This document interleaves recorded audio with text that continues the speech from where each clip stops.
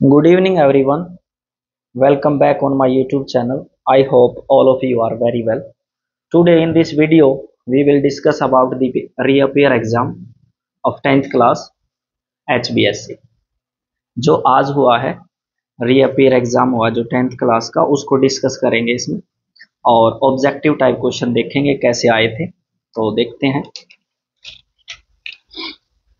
चलो इंग्लिश में पढ़ लेते हैं। पहला क्वेश्चन ये देखो।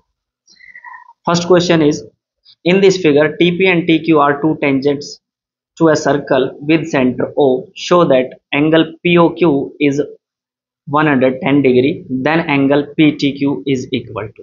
देखिए बहुत easy question, NCERT based question है। तो कैसे करेंगे, ये सर्कल दिया हुआ है, ये दो टेंजेंट्स है इसके ऊपर और ये सर्कल का सेंटर है और हमारे को ये दे रखा है TPOQ और ये दे रखा है हमारे को 110 डिग्री। तो क्या निकालना पूछ रखा है, angle PTQ, that means PTQ this. ठीक है, हमें पता है कि इस एंगल का और इस एंगल का जो सम होता है वो 180 डिग्री होता है। तो ये 110 है तो ये क्या हो जाएगा 70 डिग्री, जो कि ऑप्शन नंबर बी हो जाएगा इसका। ठीक है, तो बी इसका करेक्ट आंसर हो जाएगा। तो सेकंड देखिए, if triangle ABC and triangle DEF are similar. देखो क्या बोल रहा है, एक ट्रायंगल है ABC is similar to triangle DEF। ये दोनों ट्रायंगल क्या है, सिमिलर है। तो इसमें एंगल ए कितना गिवन है, 45 डिग्री गिवन है और एंगल ई है जो वो 85 डिग्री है।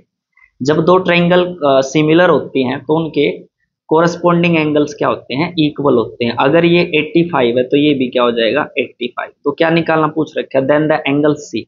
तो ये एंगल निकालना पूछ रखा है। तो हमारे को पता है angle sum property of triangle, the sum of interior angle का जो सम होता है वो क्या होता है 180 डिग्री होता है। तो ये हमारा क्या हो जाएगा 85 और ये हो जाएगा 0, 8 और 4 12 और 1 13।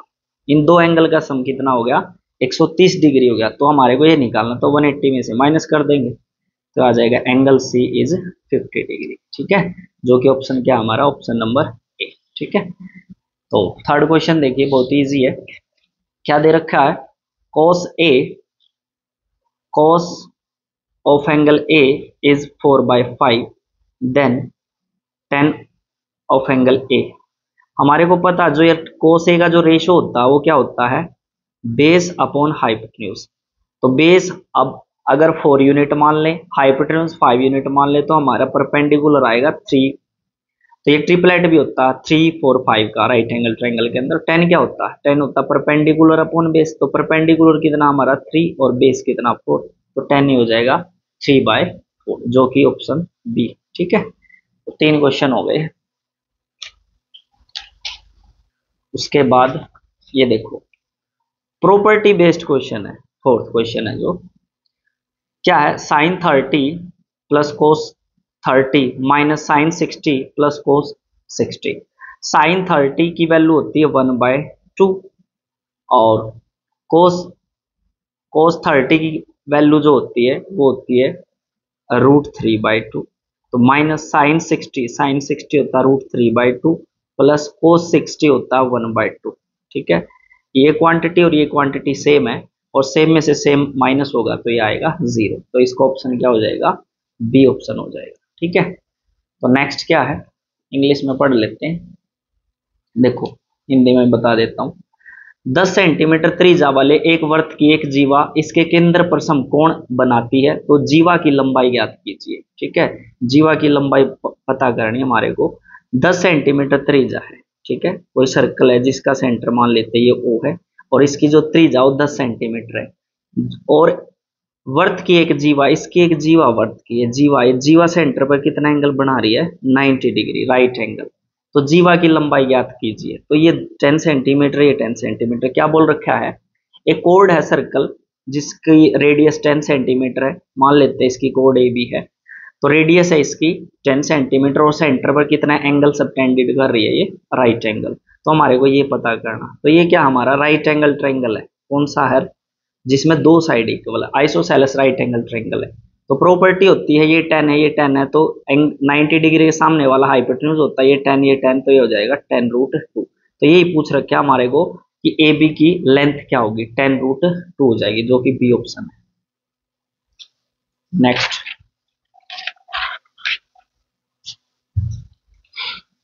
HCF पूछ रखा है 96 और 404 का, बहुत इजी है, सोल्व करोगे ना तो 4 आ जाएगा। देखो ये लास्ट टाइम भी इस टाइप का क्वेश्चन आया था। The number of polynomial having zeros as -2 and 5, यानी कि शून्यक -2 और 5 वाले बहुपदों की संख्या क्या होगी। बहुत सारे बहुपद हो सकते हैं जिसका शून्यक -2 और 5 हो। The number of polynomials having zeros as -2 and 5, तो मोर देन 3। इनफाइनाइट भी होता तो वो भी ऑप्शन हो जाता, तो मोर देन 3 हो सकते हैं। तो के किस मान के लिए द्विघात समीकरण इसके मूल बराबर होंगे ना। What value of k the quadratic equation has equal roots. तो इक्वल रूट्स कब होंगे, जब डिस्क्रिमिनेंट क्या होता है 0, दैट मीन्स b² - 4ac क्या होगा 0। तो इस क्वेश्चन के अंदर अगर हम देखें तो इसमें b क्या है -k, तो -k का स्क्वायर -4 इंटू a कितना 2 और c कितना हमारा k इज इक्वल टू 0। तो यहाँ से हम सोल्व करेंगे तो -k का स्क्वायर प्लस k स्क्वायर हो जाएगा, 4 2 = 8 माइनस का 8k। तो यहाँ से क्या आ जाएगा हमारा k कॉमन आ जाएगा, k - 8 इज इक्वल टू 0। तो यहाँ से क्या आ जाएगा k की वैल्यू 0 और k की वैल्यू 8, ये दो आंसर आ जाएंगे। और देखो कौन सा ऑप्शन होगा, डी होगा। ठीक है,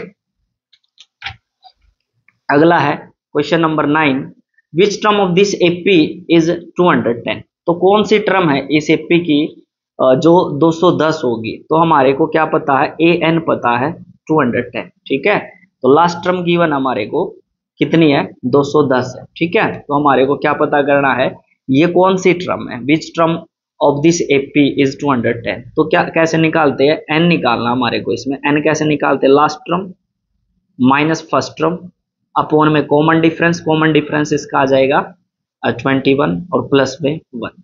तो इसमें से इसको माइनस करेंगे तो 10 में से 1 जाएगा 9 और ये 20 में से 2 जाएगा 18, 21 प्लस 1, 21 9 पे कैंसिल हो जाए, 9 और 1 10। तो कितनी कौन सी टर्म है ये हमारी जो 210 है, ये 10वीं टर्म है। ठीक है, 10th टर्म है, यानी कि बी ऑप्शन हो जाएगा। ये पूछ रखा है निम्न में कौन सी अपरिमेय संख्या नहीं है, which of the following is not an irrational number. कौन सा इरेशनल नंबर नहीं है, ये तो इरेशनल नंबर है, ये भी इरेशनल नंबर है, ये भी इरेशनल नंबर है, ये नहीं है क्योंकि √9 क्या हो जाएगा 3 और 5 + 3 8 हो जाएगा। 8 क्या होता है हमारा रेशनल, जो कि इरेशनल नहीं होता। ठीक है, तो इसका डी हो जाएगा। तो नेक्स्ट है, दो गोलों के आयतन का अनुपात ये दे रखा है, उसके पृष्ठीय क्षेत्रफल का अनुपात, यानी कि दो स्फीयर है, स्फीयर का वॉल्यूम का जो रेशो ये दे रखा, उसके सरफेस एरिया का रेशो पूछ रखा है। जब भी वॉल्यूम का रेशो दे रखा हो, दो स्फीयर है उनके वॉल्यूम का रेशो गिवन है, तो उसके रेडियस का रेशो क्या हो जाएगा, इसका हम कर देंगे क्यूब रूट। तो 64 का क्यूब रूट हो जाएगा 4, 27 का क्यूब रूट हो जाएगा 3। तो ये रेडियस का रेशो आ गया हमारा। तो हमारे को तो सरफेस एरिया का रेशो निकाला, तो सरफेस एरिया का रेशो कैसे आएगा, रेडियस का स्क्वायर कर देंगे, इसका स्क्वायर 16 हो जाएगा, इसका स्क्वायर 9 हो जाएगा। तो ये हो जाएगा हमारा ऑप्शन। ठीक है,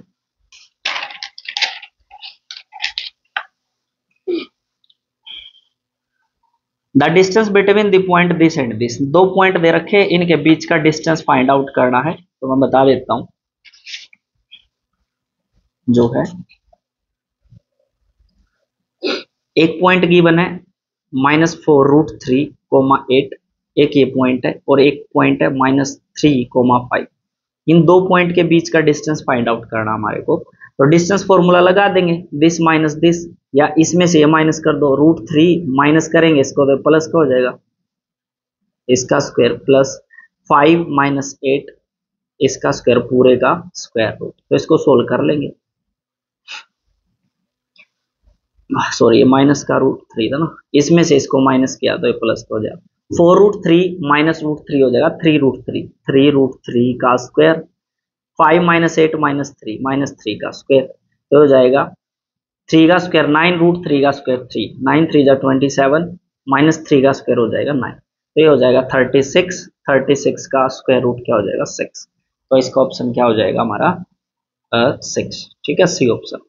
ये देखो प्रॉपर्टी होती है 9 second square theta minus 9 ten square theta, यहाँ से 9 थ्रू आउट कॉमन आ जाएगा और second square theta minus 10 square theta क्या होता है 1, ऐसे आ जाएगा 9 common second square theta minus 10 square theta और ये होता है हमारा 1 के इक्वल, तो 9 इंटू 1 क्या हो जाएगा हमारा 9।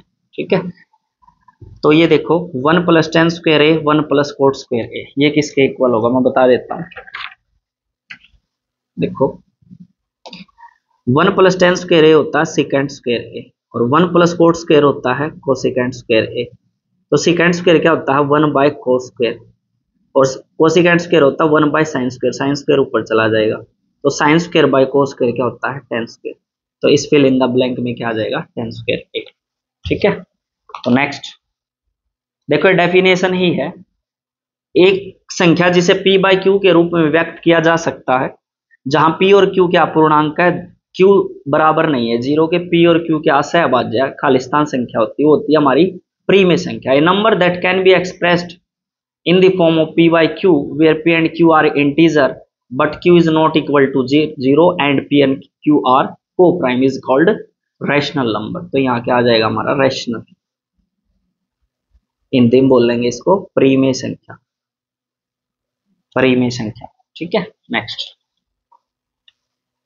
एक वर्त की अधिक से अधिक खालिस्तान समांतर स्पर्श रेखाएं हो सकती हैं, तो दो समांतर स्पर्श रेखाएं हो सकती है। A circle have dash parallel tangents at the most. ठीक है, मान लीजिए ये सर्कल है, एक पैरेलल, ये दो पैरेलल लाइन है, तो ये दो पैरेलल लाइन ही मैक्सिमम क्या हो सकती है, दो ही पैरेलल लाइन हो सकती है जो टेंजेंट हो।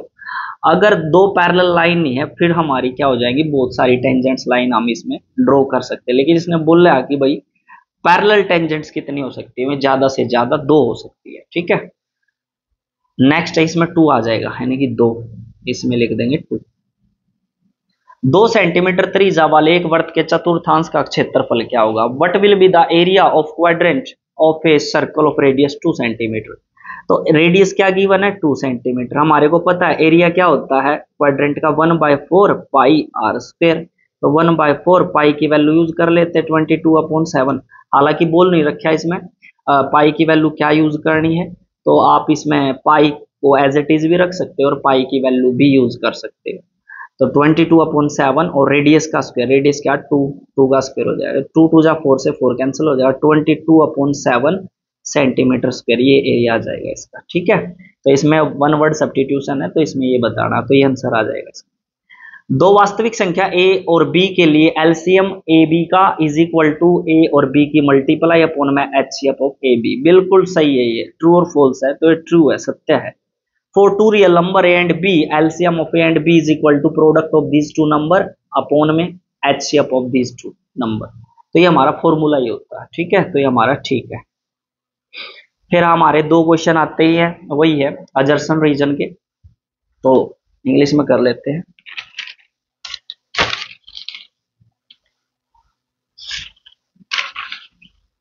देखो 10th term of AP this is 39, क्या इस एपी की जो 10th टर्म ये है, अगर हमारी भी यही आ गई तो ये ट्रू है जर्सन।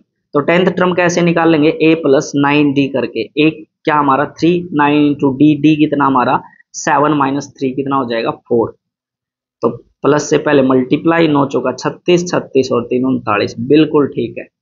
फिर देखेंगे 4 an AP if first term is a common difference d and n is number of term then tn is equal to a plus n minus 1 into 2। यही तो फॉर्मूला लगाया मैंने, a plus 10 minus 1 into d। ठीक है, तो ये हमारा a10 का फॉर्मूला और यही फॉर्मूला ये बता कर रहा है।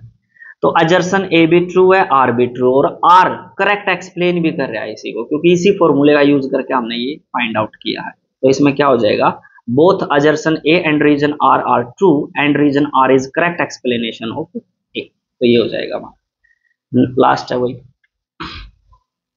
देखो if two tangents are drawn to a circle from an external point then they subtend equal angle at the center। ये ठीक बात है, कैसे है ठीक है, देखो दिख रहा ना ये, हाँ। if two tangents are drawn to a circle from the external point, एक सर्कल है, उस सर्कल के ऊपर क्या है, टू टेंजेंट्स ड्रॉन कर रखे हैं फ्रॉम एन एक्सटर्नल पॉइंट, ये एक्सटर्नल पॉइंट हो गया सर्कल का, यहाँ से दो टेंजेंट ड्रॉ कर दिए, ठीक है। Then they subtend equal angle at the centre, मान लीजिए ये है, ये ओ मान लेते हैं, ये पी क्यू आर, तो पी क्यू क्या हमारी ये टेंजेंट है, पी आर भी क्या है टेंजेंट है, ठीक है।